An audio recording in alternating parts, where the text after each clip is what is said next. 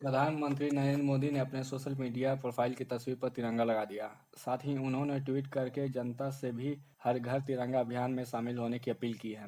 PM Modi ने हाल ही में अपने मासिक रेडियो कार्यक्रम मन की बात में आज़ादी के अमृत महोत्सव से जुड़े इस अभियान में शामिल होने के लिए जनता से कहा था। आप अगर अब तक इस अभियान के बारे में नहीं जानते हैं और इसका हिस्सा बनना चाहते तो इस वीडियो को पूरा देखें।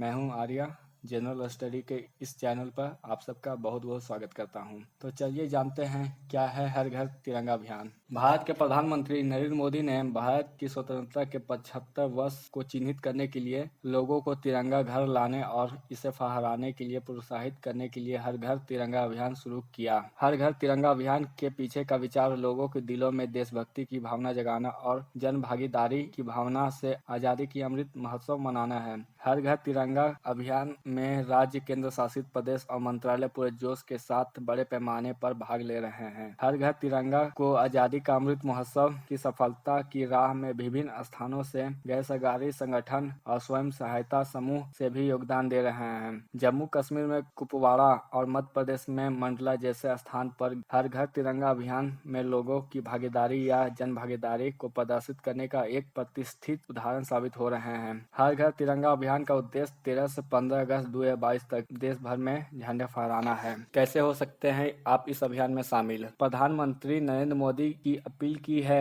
कि स्वतंत्रता दिवस पर हर घर तिरंगे में शामिल होना चाहिए। यह देश के लिए गर्व का पल होगा। इस अभियान में भाग लेने के लिए सरकार ने एक वेबसाइट भी बनाई है। आप हरघरतिरंगा.com पर जाकर हर घर तिरंगा प्रमाण पत्र डाउनलोड कर सकते हैं। इस वेबसाइट पर सर्टिफिकेट डाउनलोड करने के स्टेप बताए गए हैं। आपको यहाँ अपना नाम, मोबाइल नंबर दर्ज करके अपनी लोकेशन ऑन करनी होगी। इसके बाद डाउनलोड या प्रिंट सर्टिफिकेट का ऑप्शन आएगा, जिससे आप अपने दोस्तों के साथ शेयर करके इस अभियान में शामिल हो सकते हैं। क्या इस अभियान का उद्देश्य? यह अभियान इस साल स्वतंत्रता के 75 वर्ष पूरे होने के उपलक्ष्य में शुरू किया गया है। यह अभियान नागरिकों के दिलों में देशभक्ति की भावना पैदा करने के साथ ही राष्ट्रीय ध्वज के प्रति जागरूकता बढ़ाने का काम भी करेगा। हर भारतवासी को अपने घर में तिरंगा फहराने के लिए अधिक से अधिक प्रोत्साहित करना इस अभियान का मुख्य उद्देश्य है। क्या है राष्ट्रीय ध्वज से जुड़े नियम? चलिए जानते हैं राष्ट्रीय ध्वज से जुड़े कुछ नियम के बारे में। देश में राष्ट्रीय ध्वज को फहराने से जुड़े कुछ नियम हैं, जिनके बारे में जानकारी होना भी जरूरी है। यदि इन नियमों के अनुसार तिरंगा नहीं फहराया जाता है तो आप पर कड़ी कार्रवाई हो सकती है।